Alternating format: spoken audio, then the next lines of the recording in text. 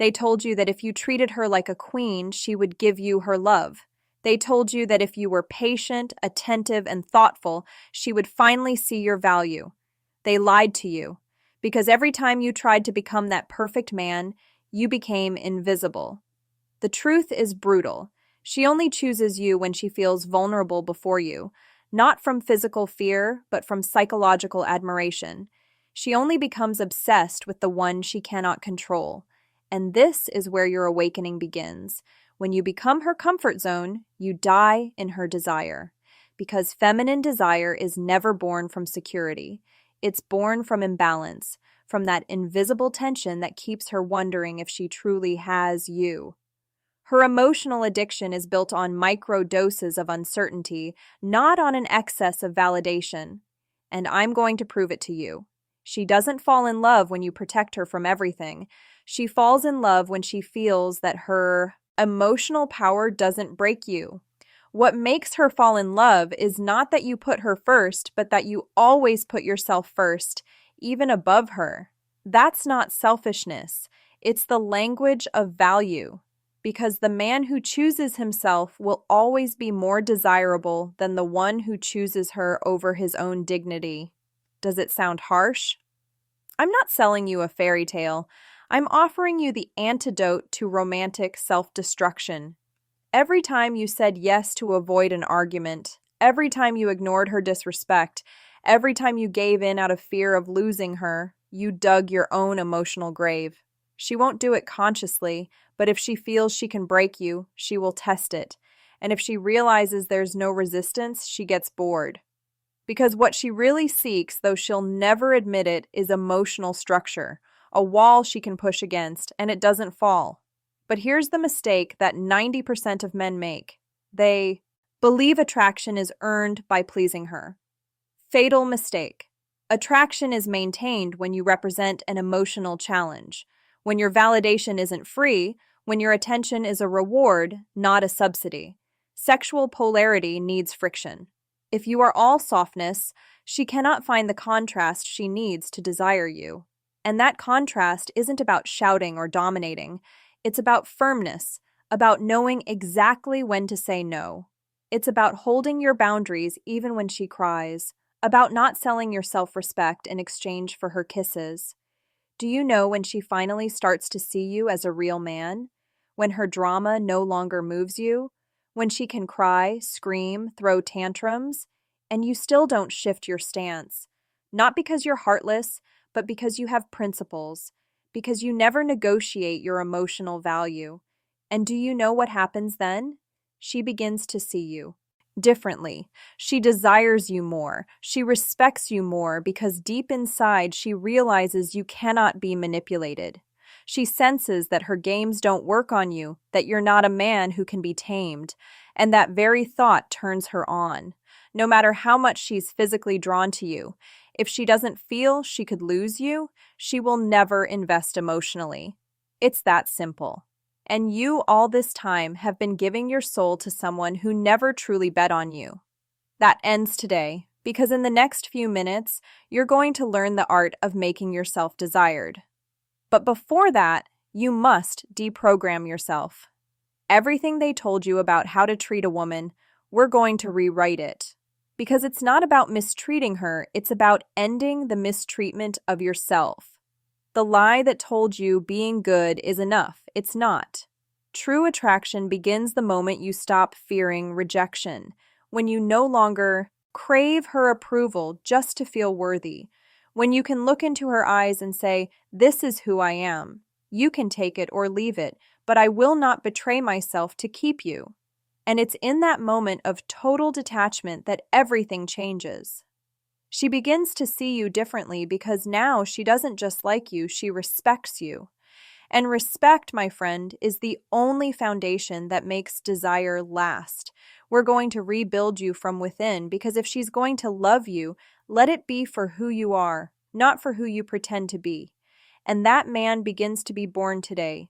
There's something self-help books never told you, something no influencer dares to say out loud for fear of being canceled. The female brain is not designed to respect a man who's afraid to make her uncomfortable.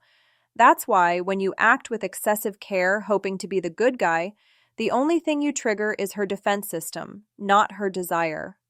This isn't machismo, it's biology, raw and ancient.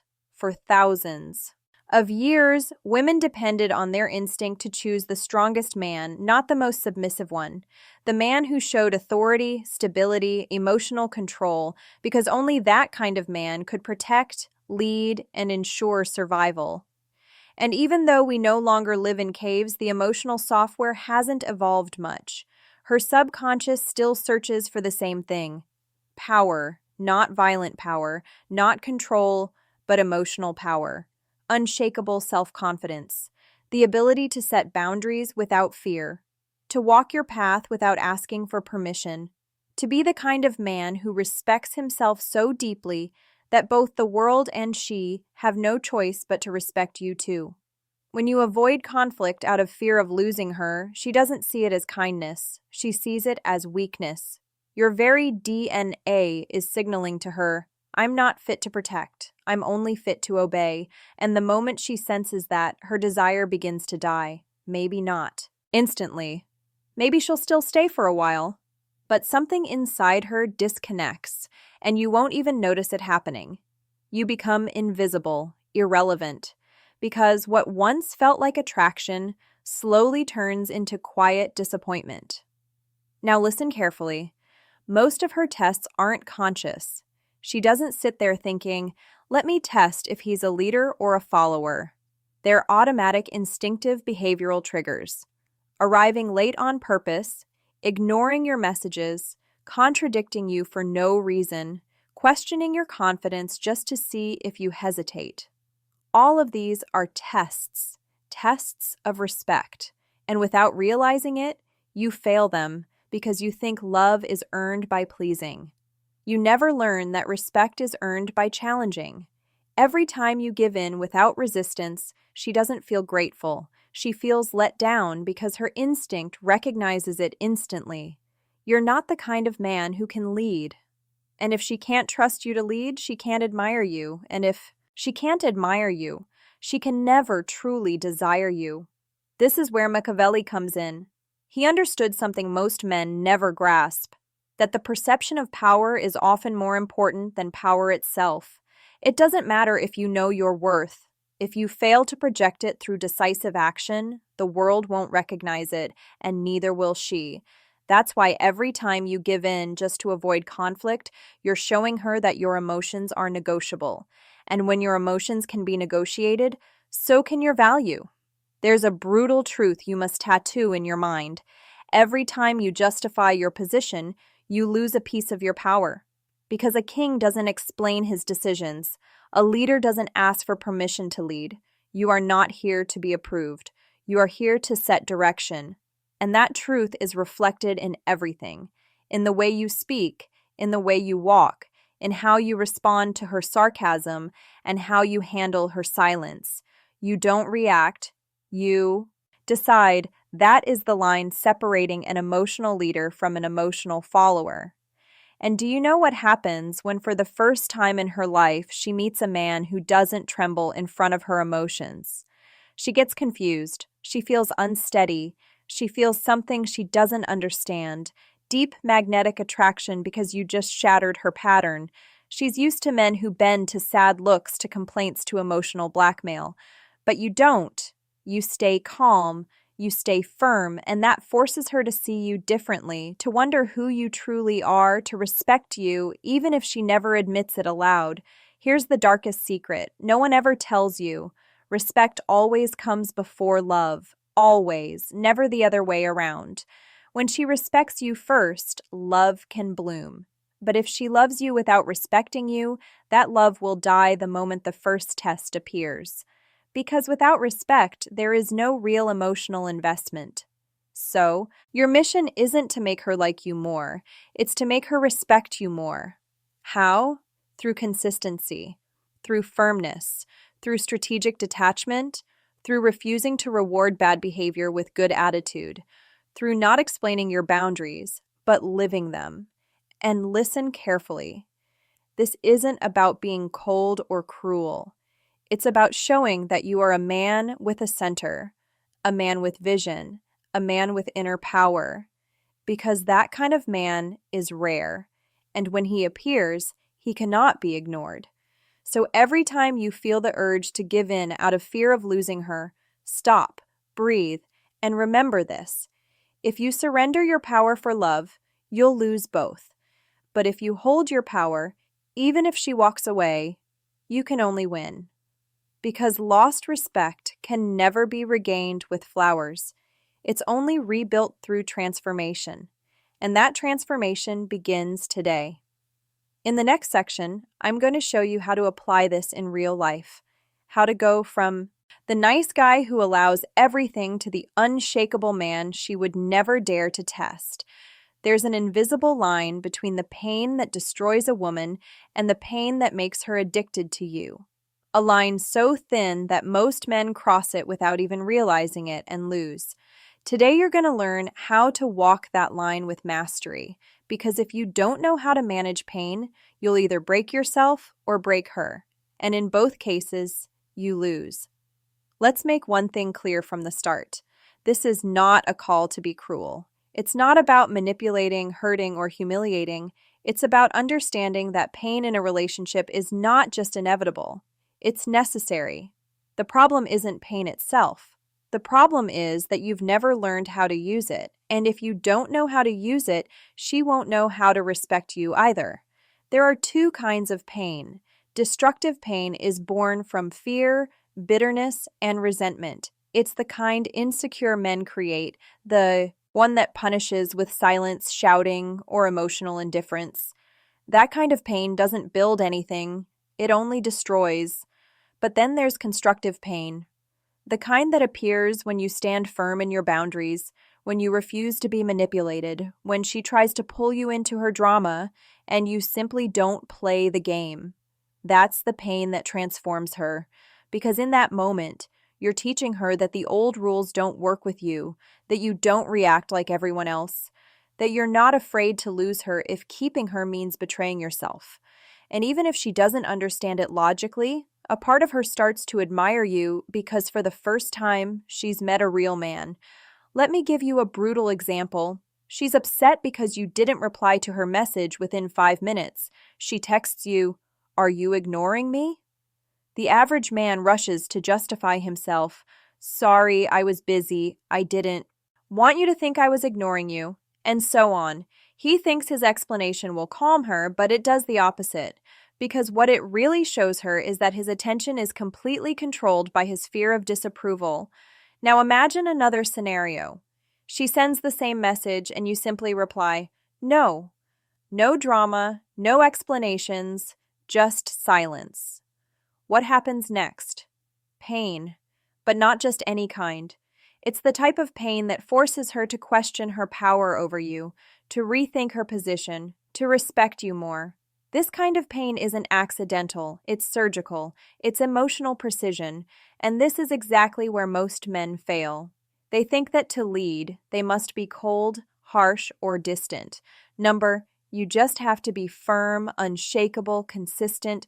Your power doesn't come from how loud you shout, it comes from how still you remain when everything in her tries to shake your foundation.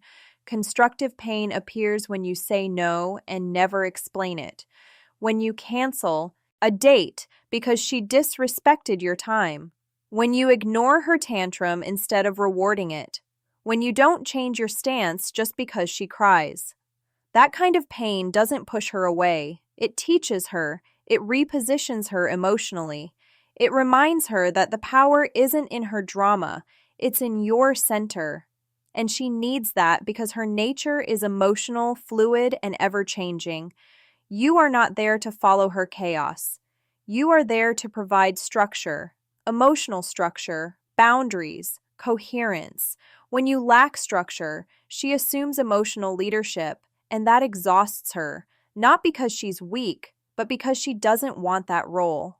She wants to surrender, but only to a man who has proven himself unbreakable.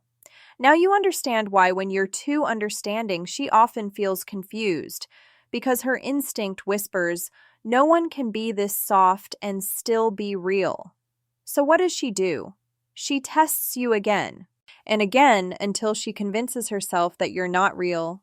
And when she does, she doesn't end it with words. She ends it with distance. Machiavelli said, "He who does not punish an error makes it his own." Every time you allow disrespect without consequence, you are silently teaching yourself that it's acceptable, and if you accept it, she will too. Because your standards are never defined by what you say, they're defined by what you tolerate. That's why constructive pain is your most powerful weapon, because it teaches, or without violence, that your boundaries are non-negotiable. It shows her that you're not emotionally available for games, that you can love her deeply, but you love yourself more. And that self-love is what hypnotizes her because everyone else gives in, everyone else begs, everyone else buys peace at the cost of their dignity, but not you.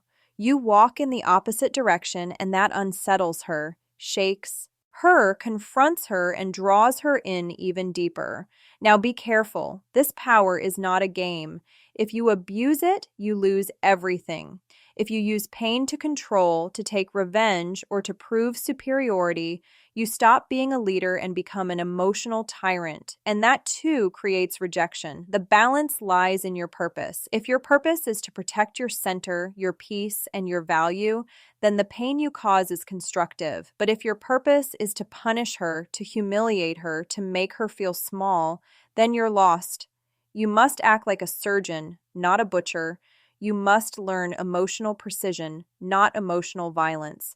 And the only way to build that precision is through practice, self-control, and detachment. Because if you can't face her tears without breaking, if you can't watch her anger without rushing to fix it, then you're not ready to lead. And being an emotional leader, that's what excites a woman the most in the long run. Because yes, she can find men who are more handsome, richer, or more popular, but a man who knows how to manage his inner power, that's rare. And what's rare becomes valuable, becomes irresistible. That kind of transformation can't be bought. It must be cultivated.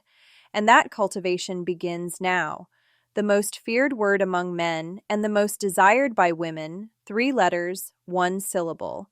A sound that when spoken by a man of true power can change the entire course of a relationship.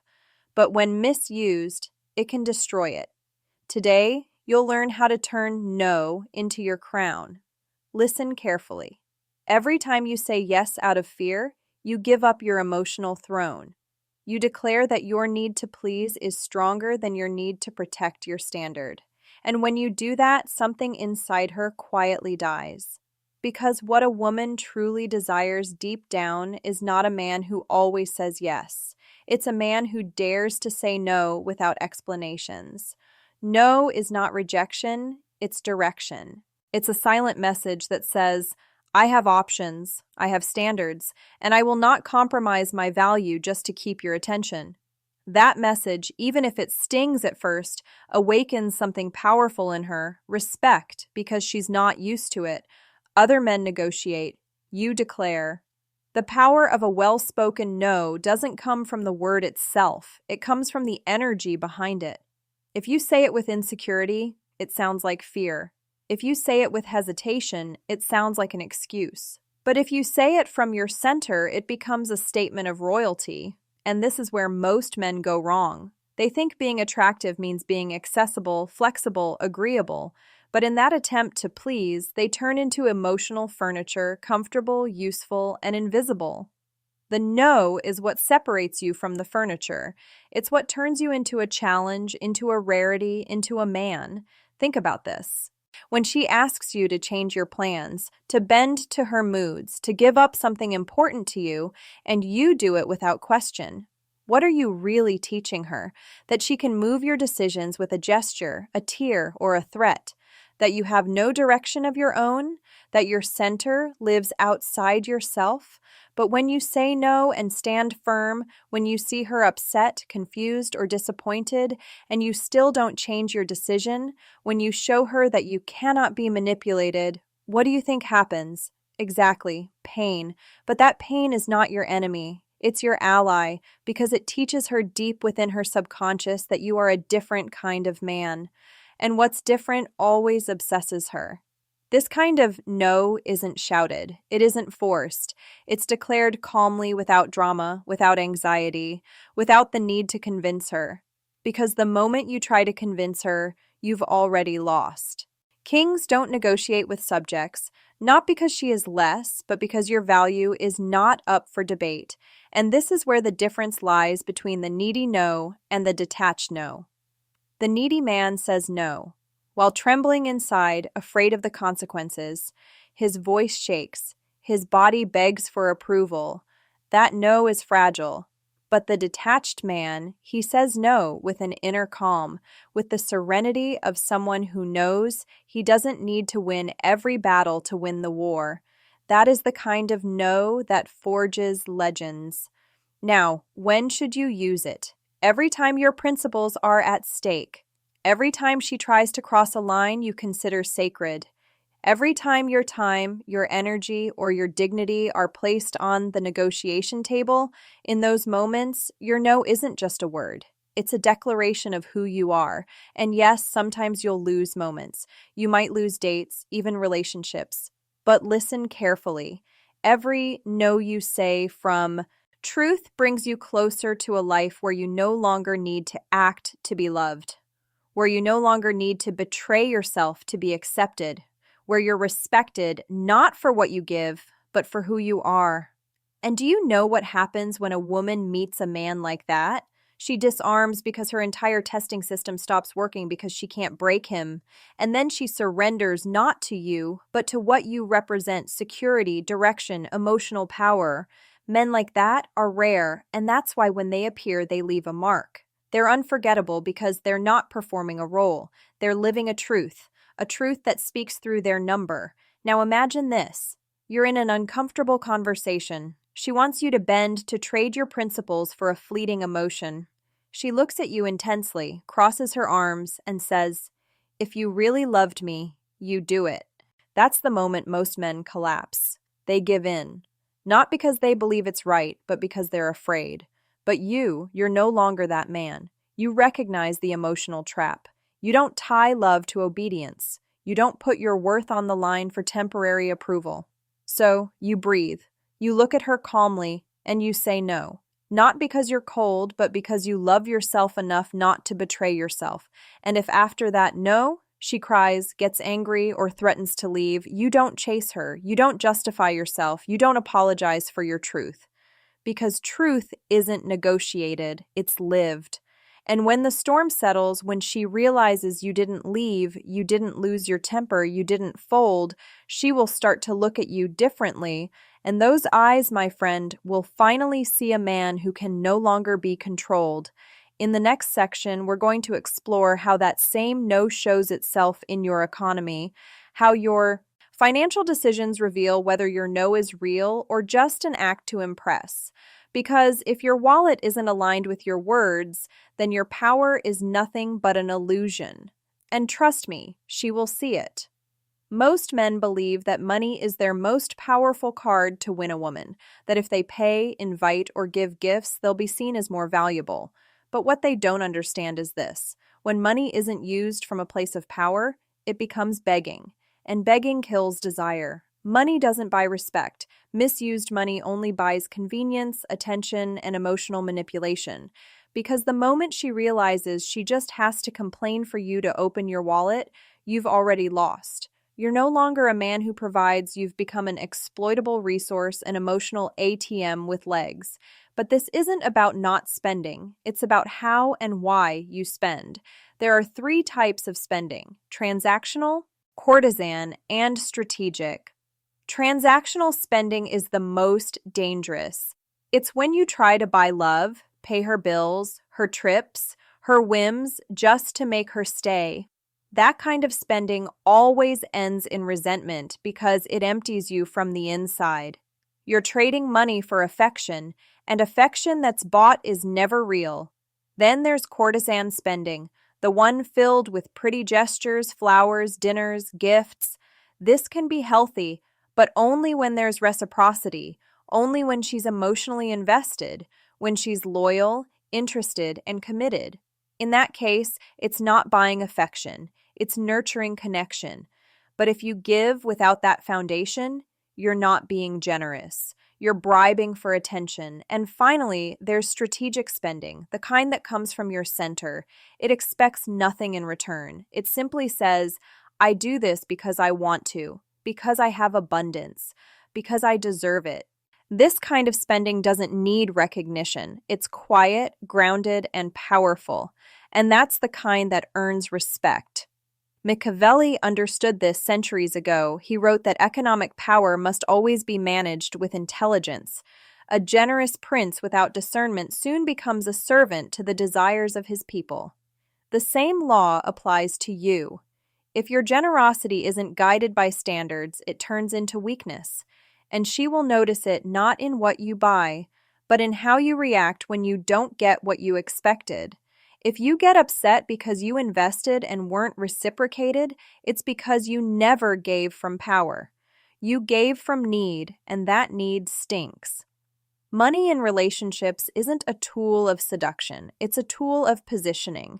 You're showing her how much you value your time, your energy, your attention. If you give all of that away freely, she values it at zero. But if you invest it strategically, she values it in gold. Now listen carefully. If she's going through a tough time, financial problems, emotional stress, and you rush to rescue her without her showing real emotional investment, you're not being a savior.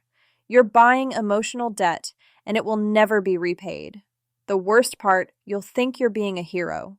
But in her eyes, you're just another desperate provider. Respect doesn't come from how much you give. It comes from what you're willing not to give. From your ability to say, no, that's not my responsibility. No, I'm not going to cover that. No, that's not mine to fix. That financial no is more powerful than any engagement ring because it tells her you are not available to be exploited. And when she feels that, she might get upset at first, but over time, something changes. She begins to see you differently because now she knows she can't manipulate you with tears or sadness, that your resources have filters, that you decide who, when, and why you give, and that elevates you.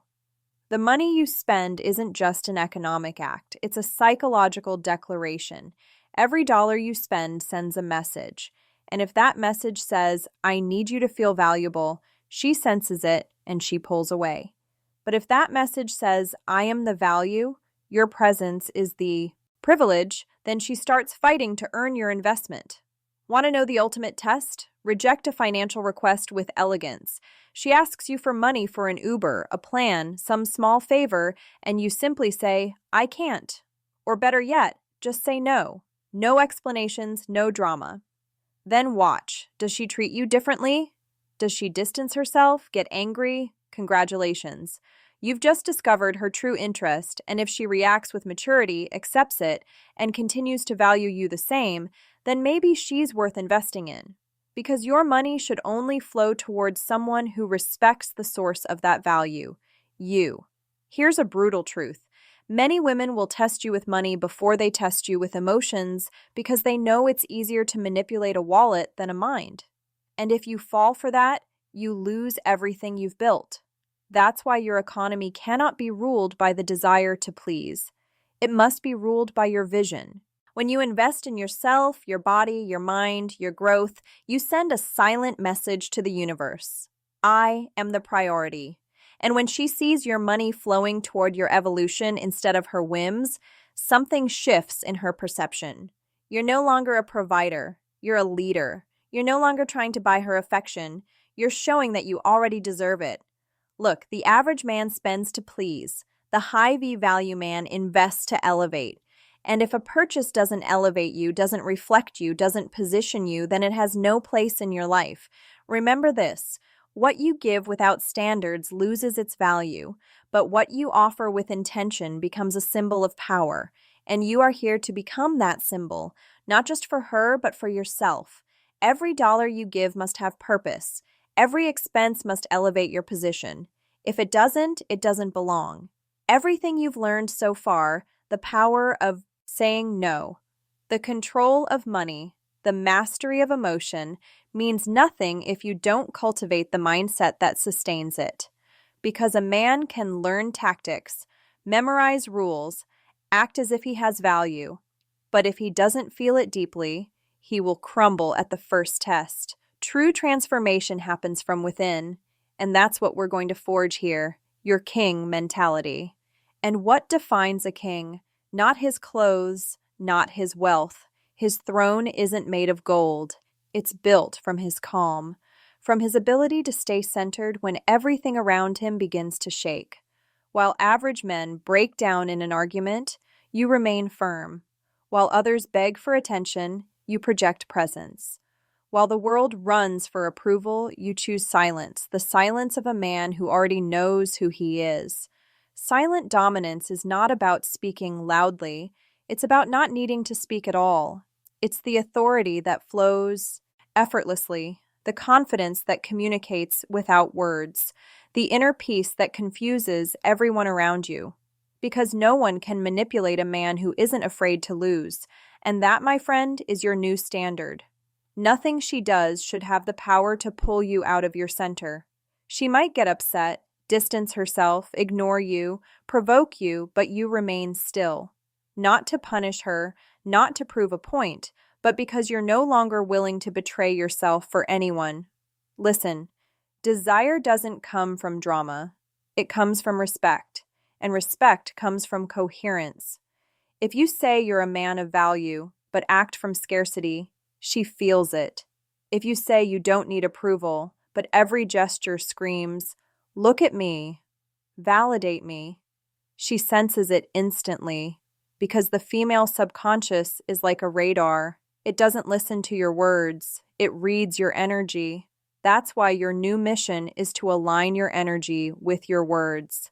Let every look, every pause, every silence speak for you. You don't need to shout to be heard. You don't need to prove to be believed, because a king doesn't compete with peasants. He doesn't react. He doesn't crawl. He simply observes and decides. And here comes the most powerful concept of all, detachment. True power is born when you're willing to lose everything external so you never lose yourself. When you no longer cling to anyone, when you understand that whoever leaves has simply made space for something better, when you no longer chase validation because you've already validated yourself. That's the difference between the conditioned man and the free man. The conditioned man reacts to her behavior. If she pulls away, he chases. If she cries, he gives in. If she gets angry, he changes. But the free man acts from principle. He doesn't react, he chooses. He doesn't move from emotion, he moves with vision. And that vision is built in solitude, not through likes, not through sex, but through discipline, introspection, and the ability to be alone and not feel empty, because the man who masters his solitude masters every relationship. Now listen to this carefully. Many women don't want you to be strong. They want you to be useful, emotionally dependent, controllable. Not out of malice, but out of fear. Because a free man reminds them that they too must rise, that they too must face their own chaos, that they too must become their highest version. And that scares them. But you are not here to be accepted by everyone. You are here to be respected by yourself. And from that self-respect, you will attract only what truly belongs to you, not what you have to chase, not what you have to force, but what flows naturally toward you because it vibrates at the same frequency as your truth. That, my friend, is silent dominance, knowing you can and not needing to prove it. It's being the kind of man who walks into a room and everyone feels it, even if he doesn't say a word. It's understanding that your power doesn't lie in how much you can gain, but in how much you can lose without losing yourself. And if she decides to leave, let her go. Don't stop her. Don't explain. Don't beg. Because a king who begs has already abdicated his throne. And from today forward, you will never kneel emotionally before anyone again. You can love, you can care, you can protect, but never ever beg. Your new mindset is this: I am the prize, I am the structure, I am the center. Not because I say it, but because I live it. Because every decision I make reflects it. Because I never trade my worth for company. Because my dignity is not negotiable. Because the respect I demand from the world, I first give to myself. And here's the final truth: transformation doesn't happen in a day. It's built piece by piece. With every decision you make, with every no you hold, with every silence you choose, with every expense you filter, with every woman you let go out of respect for your own value, most men will keep begging, keep pretending, keep repeating the same patterns. But you are no longer one of them. Because now you know, because now you understand, because now inside you there is a voice that will never be silenced. The voice of your inner king. Listen to it, obey it, and you will never be ignored again. Remember this every morning. You don't need to become someone else to be respected. You only need to return to yourself, to your essence, to your conviction. And when that happens, when you walk with the quiet certainty that nothing is missing within you, the world will feel it. She will feel it. Because respect is never demanded. It is embodied. And from this day forward, you will walk as a man who already has everything because he has himself. If this message has awakened something inside you, if a part of you refuses to fall back asleep, then subscribe to this channel because what's coming next goes even deeper. We're not just going to forge technique, we're going to forge character, not just attraction, but purpose. Because what you deserve is not validation.